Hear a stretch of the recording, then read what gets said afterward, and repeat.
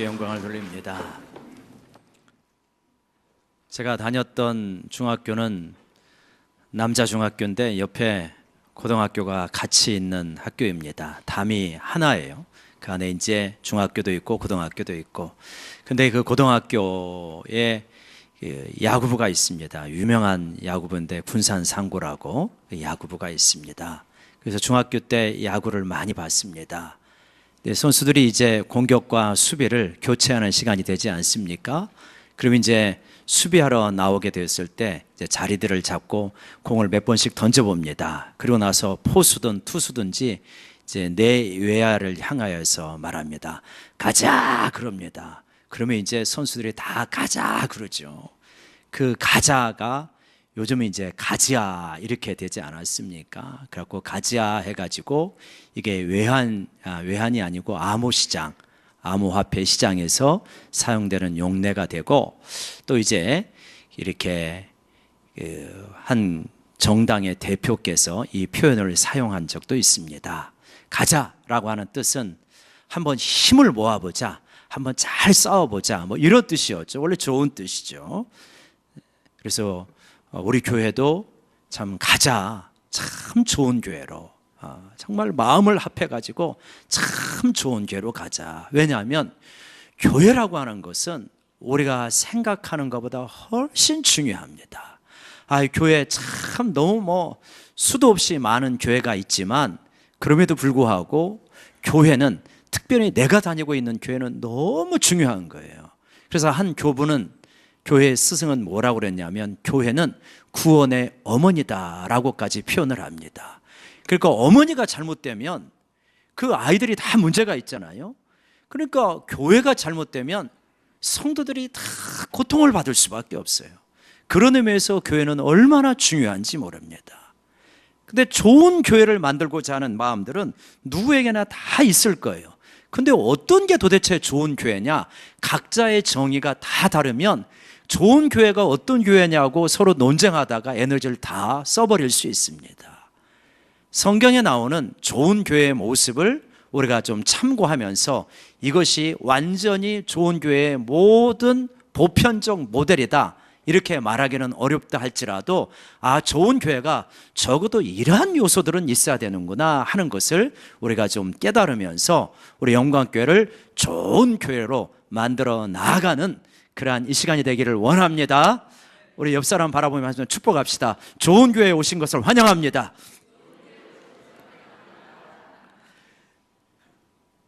사도행전은 두 개의 대표적인 교회가 나옵니다. 앞부분에 예루살렘 교회, 뒷부분에 사도행전 11장 이하의 안디옥 교회가 나옵니다.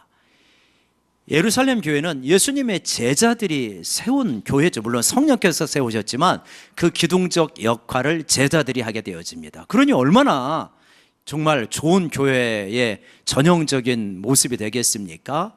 그런데 사도행전 초반부에는 이렇게 예루살렘 교회가 하나님에 의해서 많이 사용되어지지만 11장 이후에 보면 별로 그렇게 등장하지 않습니다. 왜 그렇게 되었을까? 주도권이 오히려 예루살렘 교회에서 안디옥 교회로 옮겨가는 듯한 그런 모습이 보여져요. 왜 그렇게 되었을까? 그것은 이 앞부분에 나오는 이러한 모습 때문입니다. 그 앞부분에 어떤 부분이 있냐면 베드로가 주님이 주신 환상 때문에 이방인 고넬료에 가서 복음을 전하는 장면이 나옵니다. 환상을 3번이나 보여주셨잖아요. 그래서 이제 고넬료에 가서 복음을 전할 때 성령이 내려오시지 않습니까? 이제 그 이야기를 듣고 누구나 다 기뻐하며 박수를 치면서 진짜 하나님께서 이렇게 일하셨구나 이래야 되잖아요. 근데 그렇게 하지를 않은 거예요. 뭐라고 그러냐면 왜 거기 가서 복음을 전했냐, 왜 절차를 따르지 아니했느냐, 왜 우리가 갖고 있는 규정을 어겼느냐, 이걸 가지고 회의가 된 겁니다. 회의가 돼가지고 상당히 오랜 시간 이 부분을 가지고 논쟁을 벌이는 거예요. 근데 이제 결국은 성령님의 인도하심 가운데서 이 이야기가 잘 수습이 되어지고 유대인에게만 성령을 주시는 게 아니라 이방인에게도 성령을 주시는구나. 그러니 우리가 이제 복음을 이방인들에게 전파하자. 이렇게 좋은 결론이 나옵니다. 좋은 결론이 나오기는 하지만 그 밑바닥에 있는 정서를 보여주는 거죠. 예수님께서 분명히 땅끝까지 이르러 복음을 전파하라, 이방이나 헬라인에게 복음을 전파하라 아무리 말씀을 하셨어도 이 예수님의 제자들, 심지어 베드로까지도요, 예수님의 제자들과 유대인들이 이 벽을 넘어서지를 잘 못하는 거예요. 우리 지난주에 내 안의 벽은 무너졌는가 이런 제목으로 말씀을 나누지 않았습니까? 이 벽을 깨트리지 못하고 자신들이 가지고 있는 틀 안에 갇혀가지고 이방인으로 이제 복음이 전해져야 되는데 그 사역을 감당하지 못하게 되어집니다. 그러자 하나님께서는 이 복음 전파의 중심축을 예루살렘 교회에서 안디옥 교회로 서서히 이전시키는 그러한 모습을 보게 되어집니다. 여기서 참 안타까움이 있는 거죠. 예루살렘 교회의 그 좋은 여러 가지 초대교회의 이상적인 모습에도 불구하고 이방인 선교를 주체적으로 감당하지 못하는 안타까움, 이게 자칫하면 오래된 교회들, 전통이 강한 교회들이 가질 수 있는 약점입니다. 어떤 틀이 강한 거죠. 그래서 새로운 시도를 자칫하면 굉장히 주저하게 되어진다. 그리고 성령의 역사, 성령은 쭉쭉쭉 뻗어나가기를 원하시는데 그 한계 속에 머물러 있는 거예요. 그럼 왜 그럴까 곰곰이 묵상을 해봤어요. 그랬더니 이런 것 같아요. 이건 교회뿐만 아니라 가정도 그렇고 개인도 그렇습니다. 아무래도 나이가 들면 새로운 시도들을 못하잖아요. 새로운 도전을 잘 못합니다. 그것은 왜 그럴까 하면 부정적인 경험이 많아서 그렇구나 하는 생각을 하게 됩니다. 사람이 뭘 몰라야 일을 저지르게 됩니다. 여러분, 결혼도 그런 것 같아요. 뭘 몰라야 결혼도 쉽게 하지, 뭘 많이 알고 나니까 결혼하기가 어려워요. 그러지 않습니까? 그러니까 공동체가 오래되고 가정이 오래되고 인생이 오래되다 보면 부정적 경험이 쌓이는 거예요. 긍정적 경험도 쌓이지만 부정적 경험 속에서 학습을 많이 하게 됩니다. 그래가지고 주저하는 거예요. 자꾸 주저하게 되는 거예요. 이렇게 했을 때 안 좋은 적이 있었는데, 이렇게 했을 때 시끄러운 적이 있었는데, 그러다 보니까 이거 자체는 부정적인 경험을 통해서 좋은 교훈을 가지고 있는 것 자체는 좋은 일입니다. 그러나 이것이 성령의 역사를 자꾸만 민감하게 반응하지 못하게 막을 수 있어요. 주저하게 되어져요. 이러다가 잘못되면 어떡하지? 이런 두려움이 굉장히 많을 수 있는 것입니다. 그러다 보면 성령은 굉장히 우리를 역동적으로 이끌어가고 싶은데 굉장히 더디게 반응하는 일이 있게 되어지는 거죠. 그러면서 이제 뭐가 많아지냐면 예루살렘 교회처럼 회의가 많아져요. 회의가 많아지고 기도하는 시간이 적어져요. 이게 이제 문제입니다. 근데 여러분, 우리가 안디옥 교회를 보면 회의보다는 기도를 많이 하고 성령에 민감한 교회가 되었다 하는 것을 알 수 있습니다. 여러분, 한번 저를 따라 보겠습니다. 회의가 많으면 사람이 일하지만 기도가 많으면 성령이 일하신다. 믿으십니까? 예, 자꾸 회의가 많고 대화가 많으면 사람이 일하는 거에 불과해요. 사람이 일하면요, 일은 할 수는 있습니다. 근데 하나님 영광 안 받으시고요, 일도 제대로 안 됩니다.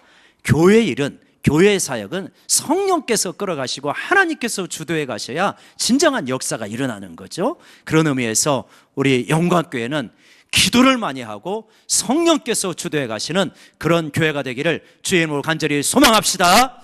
예. 안디옥 교회는 그런 교회죠.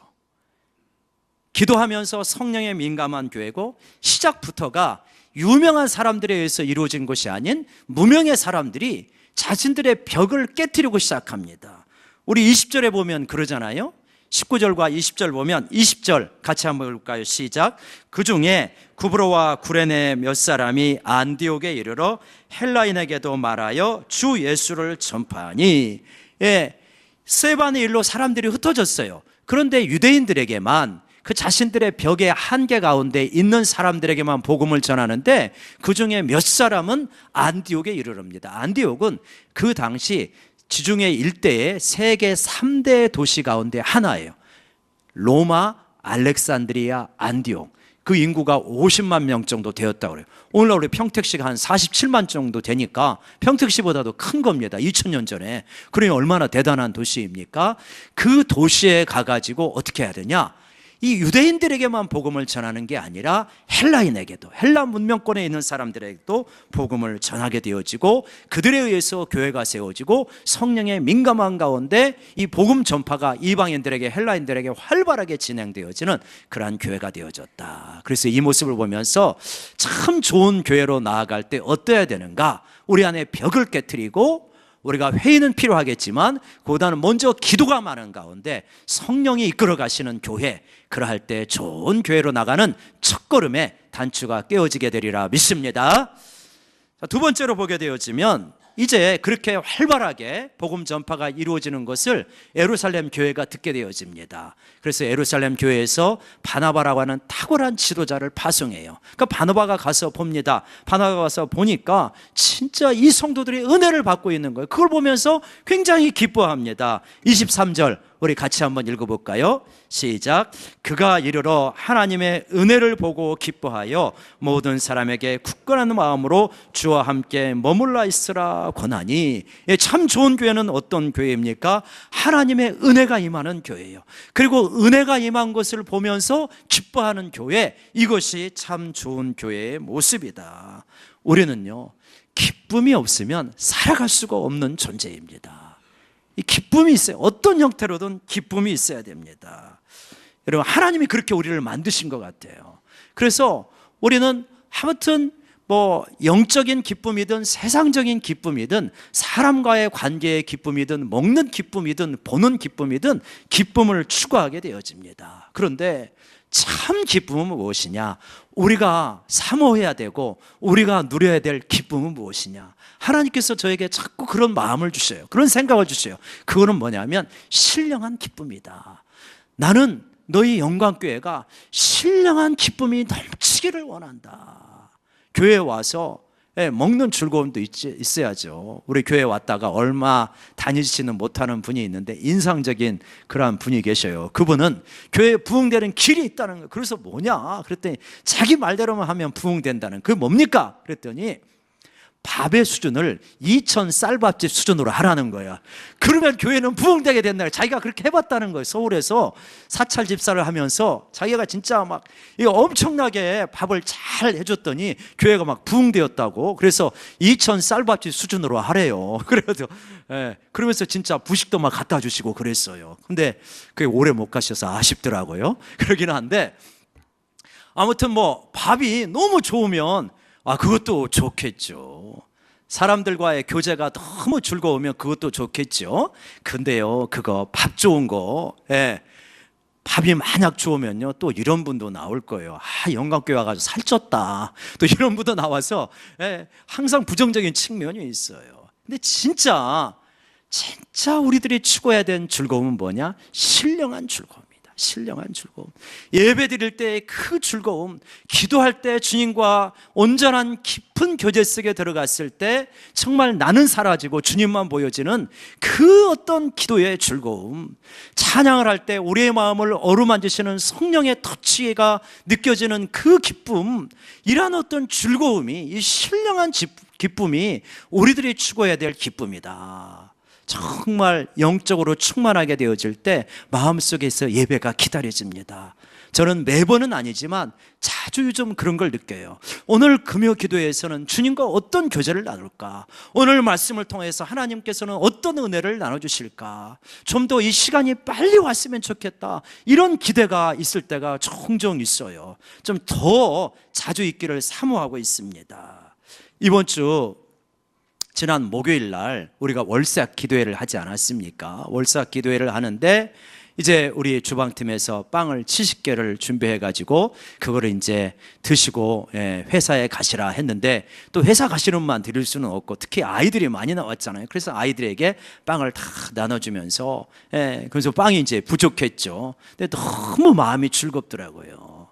뭐가 즐겁냐? 그 초등학생들이, 초등학교 1, 2학년짜 애들도 막 나왔는데 나와가지고 얼마나 신령한 기쁨을 누렸겠어요. 와가지고 그냥 예배 드리고 비몽사몽간에 예배를 드리고 그리고 기도도 짧게 했겠죠. 그리고 이제 가지만 그 아이들의 마음속에 영적인 좋은 추억, 영적인 자산을 심어주는 거예요, 우리가.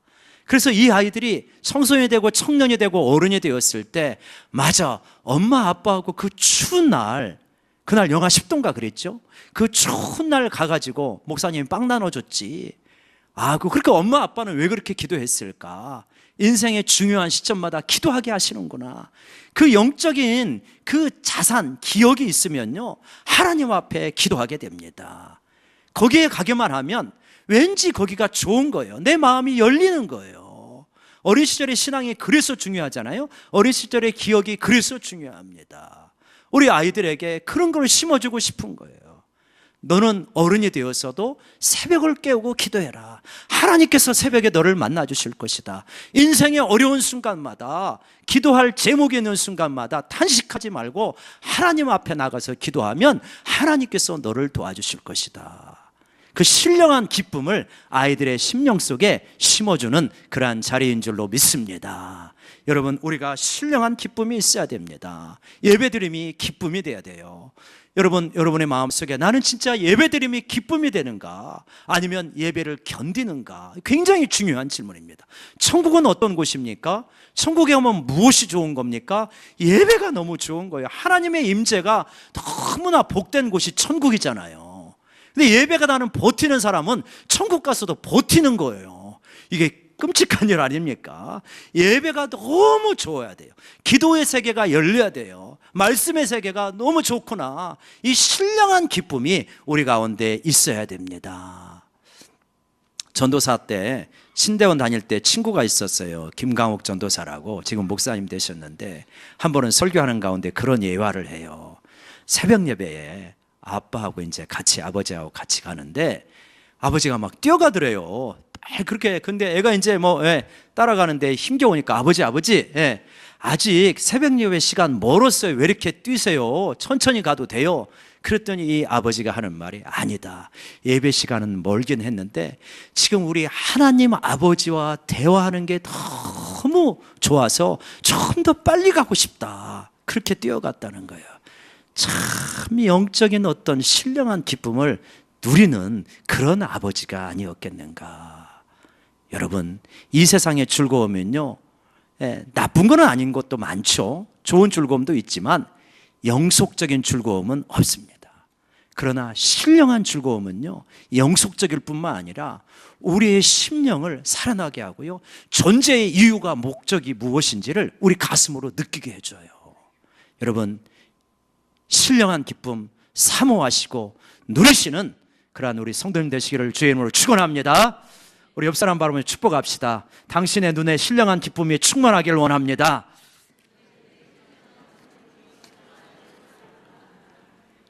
참 좋은 교회는 신령한 기쁨이 넘쳐야 돼요. 그게 좋은 교회입니다.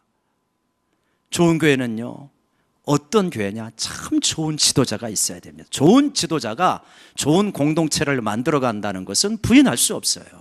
안디옥 교회는 무명의 개척자들이 교회를 개척하고 많은 사람들이 모였습니다. 그러자 이제 예루살렘 교회가 그 얘기를 듣고 바나바를 파송했잖아요. 바나바가 가가지고 그 교회들을 잘 권면하여서 성도들이 더 단단하게 서가게 되어집니다. 그러면서 교회가 틀이 잡혀요. 진짜 좋은 교회로 발돋움하게 되어집니다. 바나바는 어떤 측면에서 이렇게 좋은 교회로 발돋움할 수 있는 그러한 자질을 가지고 있었을까? 여러 가지가 있으셨겠지만 한 3가지 정도의 좋은 자질을 가지고 있더라. 우리가 24절 보면 바나바는 어떤 사람이오라고 첫 번째 말하고 있습니까? 착한 사람이었습니다. 착한 가격, 그런 거 많이 나와 있잖아요. 착한 가격, 착한 사람. 좋은 지도자는, 교회의 좋은 지도자는 성령과 믿음이 충만한 두 번째 자질이 있잖아요. 그것이 먼저야 될 것 같잖아요. 근데 아니에요. 바나바 하면 성령과 믿음이 충만한 것, 이거 이전에 첫 번째 떠오르는 느낌이 있는 거예요. 뭐냐면 착한 사람이에요. 바나바는 착한 사람이다. 이 착한이라고 하는 단어를 이렇게 번역된 것을 보면 영어로는 kind라고 하는 단어가 많이 사용돼요. 설명할 때 kindly, kindness, kind 이런 단어들이 많이 나와요.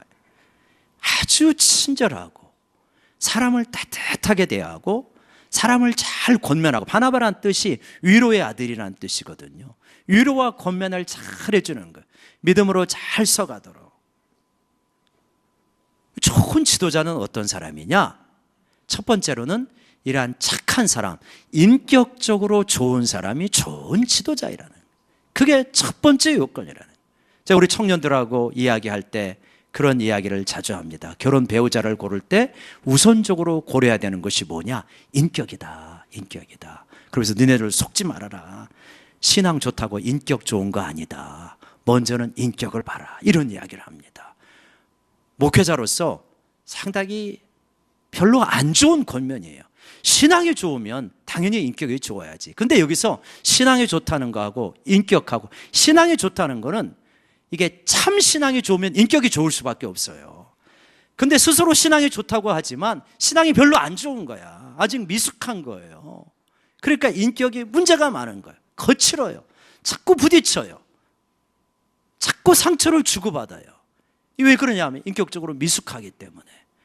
인격적으로 미숙한 사람이 열정이 많아가지고 교회의 지도자가 되면 성도들이 많이 다칩니다.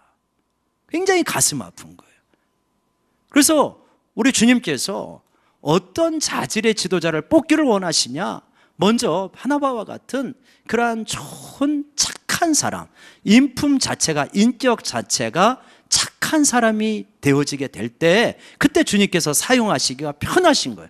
왜냐하면 양들을 맡길 수 있으니까. 주님의 마음은 양들의 안위에 주님의 마음이 있잖아요. 너는 네 이름 높이려고 하지 말고, 네 영광 찾으려고 하지 말고, 내가 너에게 맡긴 양들을 좀 잘 돌봐라. 이게 주님의 마음이잖아요. 그러니까 그 마음을 닮아가지고 양들을 잘 돌볼 수 있으려면 어때야 되냐? 좋은 인격을 좀 가지고 있어야 된다. 바나바의 모습이 그랬습니다. 두 번째로 어떻게 했습니까? 성령과 믿음이 충만한 사람이 바나바였습니다. 당연한 거죠. 영적인 지도자가 영적으로 충만하지 않으면, 믿음이 없으면 어떻게 영적인 지도자의 역할을 감당할 수 있겠습니까? 그래서 좋은 지도자는 성령이 충만하고 믿음이 충만해야 됩니다. 세상의 경험과 지식 필요합니다. 여러 가지 목회를 하다 보니까 진짜 목회라는 건 종합예술인 것 같아요. 여러 가지 자질이 필요해요. 배워야 될 것도 굉장히 많습니다. 그런데 그 모든 것들을 갖췄다 할지라도 영적으로 안 충만해, 성령 충만히 하지 않아, 그러면 꽝입니다. 지도자는 꽝이에요. 왜냐? 교회는 좋은 조직체를 이끌어가는 게 아니라 신령한 조직체를 이끌어가는 거예요. 성도들을 영적으로 충만하게 이끌어가고 중생하게 만들고 제자가 되게 만들고 주님과 24시간 동행하게 만드는 것이, 그것이 교회이니까 영적으로 충만해야만 이 일을 감당할 수 있죠. 근데 참 안타까운 것은 뭐냐면, 영적 충만이라는 것은 내가 충만하지 않으면 절대로 다른 사람에게 전수할 수 없는 게 영적 충만이에요. 사람은 모든 게 그렇습니다.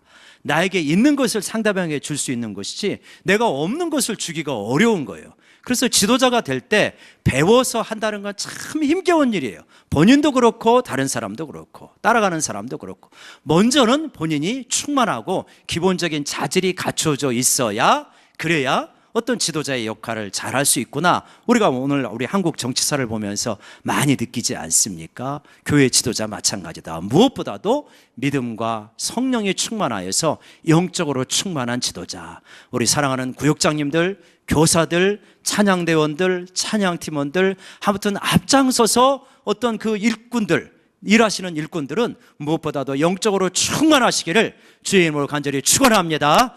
이걸 삼아야 됩니다. 영적인 충만함, 어려운 데 있지 않다고 그랬어요. 먼 데 있지 않다. 기본기에 충실하시면 된다. 주님이 기뻐하시지 않는 죄를 끊어버리고, 주님이 기뻐하시지 않는 생각을 끊어버리고, 말씀을 가까이 하고 기도하고 순종하고 24시간 주님과 동행하려고 하면 영적인 충만은 주님께서 알아서 주시는 거다. 그렇게 되어 있다.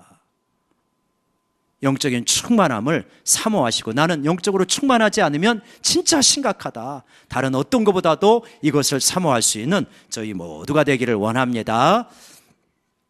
바나바는요, 세 번째로요, 어떤 자질이 그렇게 좋냐면 함께 일하기를 기뻐하는 사람입니다. 바나바가요, 안디옥교회를 세워나가다 보니까 사람들이 많이 왔어요. 근데 바나바는 위로와 권면을 잘하는 사람입니다. 위로와 권면을 잘하고, 사람을 만나고 누가 어려운 이야기를 하면 다 듣는 사람이에요. 쉽게 그 이야기를 끊지 못하는 사람이지 않겠습니까? 위로를 잘하는 사람. 그러니까 연구할 시간이 아무래도 부족하지 않을까. 이건 순전히 제 개인적인 생각. 근데 사도 바울은 어떤 사람입니까? 사도 바울은 기독교 역사상, 인류 역사상 최고의 천재 중에 한 사람이에요. 너무 사람들을 잘 권면하고 위로하기는 하지만 이들을 좀 신앙을 체계 있게 단단하게 뿌리 깊게 세워야 될 텐데 본인으로서는 이걸 하기가 어렵다는 것을 스스로 판단했습니다.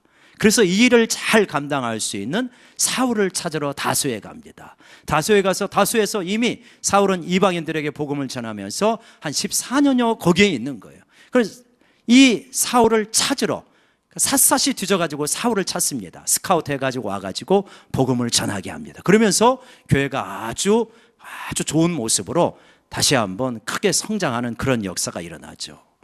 바나바도 똑똑한 사람이잖아요. 위로를 잘하지만 바나바가 몰랐겠습니까? 사람은 자기의 위치가 어떻게 될 것인가에 가장 민감합니다. 교회 어떤 개혁안이 이렇게 발표가 되어지면 어떻겠습니까? 우리 교회가 어떤 모습으로 나갈 것인가 거기에 민감합니까? 아니면 거기서 내 위치가 어떻게 될 것인가 여기에 민감합니까?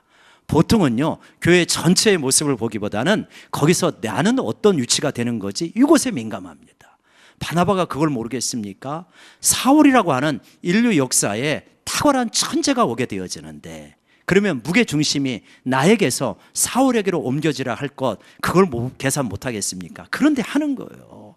왜냐? 그게 하나님이 원하시는 것이고 그게 성도들에게 진짜 유익이 되는 길이니까 나는 이제 서서히 무대 뒤로 사라져도 괜찮다는 계산이 이미 판단이 서는 거죠. 얼마나 훌륭합니까? 이럴 때 교회가 진정한 교회가 되어지는 거죠. 여러분, 우리는 어떻습니까? 우리들은 굉장히 우리의 체면, 우리의 위치, 우리의 인기, 우리의 평판 이것에 대해서 얼마나 관심이 많은지 모릅니다. 나는 예수 그리스도와 함께 십자가에 죽었습니다. 나는 죽고 예수로 삽니다 라고 말하지만 나의 평판에 대해서 얼마나 민감한지. 이미 우리라고 하는 존재는 죄에 대해서, 세상에 대해서 예수 그리스도와 함께 십자가에 죽었잖아요. 그리고 나라는 존재는 이미 그리스도와 연합한 가운데 하나님 앞에 내 존재가 전체로 받아들여진 거예요. 이미 주님 앞에서 의롭다고 인정을 받고 구원을 얻은 존재요, 영생을 소유하며 하나님 보좌 우편에 그리스도와 연합하여서 있는 존재입니다. 내가 얼마나 엄청난 특권과 은혜를 누리고 있는 존재입니까? 근데 그 변덕스럽고 쉽게 휩쓸리는 사람의 평판에 대해서, 인기에 대해서는 얼마나 연연해야 하는지 몰라요. 우리가 진짜 연연해야 될 것은 무엇인가? 나를 바라보고 계시는 하나님께서 나를 어떻게 여기실까? 여러분, 사람에 대한 시선에 자꾸 몰두하시는 것이 아니라 하나님이 나를 바라보시는 그 하나님의 시선에 우리가 몰두하기를 간절히 소망합시다. 이 훈련을 우리가 많이 해야 됩니다. 하나님이 나를 어떻게 바라보실까? 지금 나를 어떻게 바라보실까? 그래서 하나님이 바라보시기에 참 내가 좋구나. 그러면 당당한 거예요. 제가 가끔 하나님께 여쭤봐요. 요즘 이제 환자들이 많고 어려운 일이 많아가지고 하나님, 제가 혹시 요즘 하나님 잘못하고 있는 거 있습니까? 제가 하나님 앞에 부담 드린다는 표현이 그렇지만 하나님, 뭔가 지금 하나님 보시기에 못마땅하신 부분이 제 삶 속에 있습니까? 있으면 말씀해 주셔요. 별로 없대요, 하나님이. 근데 왜 이렇게 아픈 사람이 많아요? 니네가 기도를 많이 해라, 그러신 것 같아요. 근데 아무튼 제가 하나님께 여쭤봐요. 여러분 여쭤보십시오. 하나님께서 지금 저에게 못마땅하신 부분, 제가 좀 빨리 회개하고 돌이켜야 되는 부분이 있습니까? 없으면 그러면 되는 거잖아요. 그러면 당당할 수 있는 거잖아요. 있으면 회개하면 됩니다. 회개하고 진짜 돌이키면 돼요. 그러면 주님께서 제사해 주니까. 그러니까 우리 예수 믿는 사람이 얼마나 사실은心감 편한지 몰라요. 마음이 편한 사람들이에요. 우리 그냥 있는 대로 드러내면 되니까. 근데 사람의 평판과 인기에 연연해 하면 참 사람 초라해집니다. 자꾸 사람 눈치 보게 되어집니다. 우리는요, 하나님의 눈치를 볼 수 있는 그러한 믿음의 사람으로 성장해 가기를 원합니다. 하나님은 알아주시는데 사람이 안 알아주면 상관없어요. 이 땅에서는 짧은 삶이고 영원한 하나님 나라에서 우리가 영생을 누리며 살아가는 존재니까 잠깐 인기라는 게 시들할 수도 있지만 영원한 차원에서는 우리가 진짜 하나님 앞에 받아들여지는 존재니까. 그리고 대부분 하나님께서 인정하시면 진짜 믿음의 사람들은 인정하게 됩니다. 참 그리스도인들은. 그러니까 우리가 그거를 바라보면서 진짜 모든 사람들에게 인기를 얻으려고 하는 게 아니라 참 그리스도인들이 나를 인정해 주느냐, 나와 동의하느냐, 그거를 바라보면 되는 거죠. 그래서 이 안디옥 교회에서 이 교회 성도들이 무엇이라고 일컬음을 받습니까? 그리스도인이다라고 하는 일컬음을 받게 됩니다. 바나바와 사울이 이들을 잘 양육하니까 그리스도인이라는 뜻은 뭐냐면 그리스도에게 속한 사람, 그리스도에게 복종하는 사람, 이런 것입니다. 원래 이 말은 좀 조롱조, 비웃는 말이었다고 해요. 근데 나중에는 참 그리스도인이라고 하는 것은 진짜 우리하고는 별개의 종족, 이런 뜻으로 사용됐다고 그러죠. 그 당시 로마인들은 이렇게 말했다고 그래요. 제3의 종족이 탄생했다. 제1의 종족은 로마인, 제2의 종족은 이방인, 자기들이 정복한 사람들, 제3의 종족 그리스도인. 이 제3의 종족은 자기들이 가지고 있는 세계관으로서는 도저히 어떻게 설명할 수가 없는 그러한 사람들. 자기들은 방탕하게 살아가는데 전혀 그렇지 않게 살아가는 사람들. 자기들은 아이들이 잘못됐다고 광장에 갖다 버리는데 그 아이들을 데려다가 키우는 사람들. 자기들은 성공이 중요한데 성공 따위에는 별 관심이 없는 사람들. 이 땅에서 명예가 중요한데 이 땅의 명예가 중요한 게 아니라 하늘의 영광이 중요한 사람들. 도대체 우리의 기준으로는 어떻게 측량할 수 없는, 측정할 수 없는 새로운 제3의 종족이 탄생했다. 이게 그리스도인이라는 것입니다. 사람은 무엇인가에게 속해 있어요. 로마인들처럼 명예와 성공에 취해 있기도 하고 이방인들처럼 지식에 취해 있기도 하고 오늘날의 많은 현대인들처럼 물질에 속하여 있고 물질이 삶의 기반이 되기도 합니다. 근데 안디옥 성도들은 어떤 사람이냐? 그리스도에 속해 있고 그리스도가 삶의 목적이고 그리스도가 삶의 기반이 되는 거예요. 도대체 이 세상의 기준으로는 어떻게 측량하기 어려운 그런 사람들, 그리스도인이다. 오늘날 이런 사람들을 우리 그리스도라는 말과 뉘앙스가 비슷한 말이 뭡니까? 예수쟁이잖아요. 그 예수쟁이들. 처음에는 비웃는 말로 저 예수쟁이 했는데 너무 다른 거예요. 내 삶의 기준하고 내가 살아가는 모습하고 너무 다르기 때문에 예수쟁이가 비웃게 시작을 했지만 나중에는 진짜 예수쟁이 이렇게 되어지는 거죠. 여러분, 참 좋은 교회는 어떤 교회입니까? 많은 사람이 모이는 교회.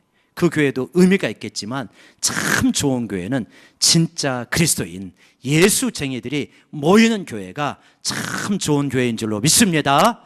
그래서 그리스도가 우리 삶의 목적이요, 그리스도가 우리 삶의 기반이요, 이 세상의 기준으로서 우리를 측정하기 어려워서 정말 저들은 뭔가 우리하고 다른 어떤 독특한 특성과 향기를 가지고 있구나, 그런 그리스도인이 많은 교회, 그것이 참 좋은 교회의 모습일 것입니다. 여러분, 누구나 참 좋은 교회를 꿈꿉니다. 그리고 그런 교회가 있으면 나도 나가겠다, 그런 교회에 나가서 충성을 다하겠다 그럽니다. 우리 교회는 어떤 교회인가? 안디옥 교회처럼 좋은 교회인가? 100% 확신하기는 어렵죠. 그러나 좋은 교회를 지향하면서 나아가는 교회고, 많은 성도님들에게, 특별히 성도님들이 이제 교회를 이전하여 오시는 분들이 뭐라고 그럽니까? 목사님, 교회 옮기기가 직장 옮기는 것보다 훨씬 어려워요, 이렇게 말합니다. 그만큼 교회는 중요합니다. 우리 구원에 있어서, 우리의 삶에 있어서, 우리 인생에 있어서 교회는 진짜 중요한 곳이다.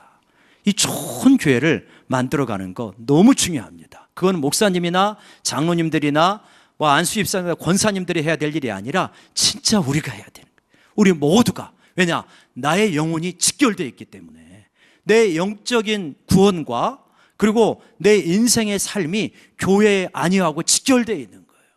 교회가 영적으로 풍성해져야 내가 살 수 있는 것이고, 교회가 영적으로 신령한 기쁨이 넘쳐야 나도 살아가는 게 신이 나는 것입니다. 여러분, 좋은 교회를 꿈꾸며 교회를 참 좋게 만들어갈 수 있는 저희 모두가 되기를 원합니다. 우리 교회는 어떤 방향을 향해서 나갑니까? 우리 교회의 근본적인 비전, 모토는 무엇입니까? 예수님과 24시간 행복하게 동행하는 것. 우리 성도들 모두가 24시간 예수님과 행복하게 동행하는 것. 그래서 2018년도는 어떻게 하자는 겁니까? 사도행전 1장 8절의 말씀처럼 성령 충만하고 그래서 권능받고 증인의 삶, 간증이 있는 삶을 살아가자. 이게 우리 2018년도의 우리의 교회의 모습입니다. 이거를 향해서요, 우리가 한 마음이 되어서 한 몸이 되어서 나아가게 될 때 우리는 정말 영적인 풍요를 여기서 누리게 되는 좋은 교회를 갖게 되리라 믿습니다. 또 자부심을 얻게 되리라 믿습니다. 여러분, 참 좋은 교회를 꿈꾸며 그렇게 섬겨 나아갈 수 있는 저희 모두가 되어지고 특별히 신령한 기쁨을 우리 교회에서 맛보는 모든 성도가 되시기를 주의 이름으로 축원합니다. 기도하십시다. 하나님 아버지,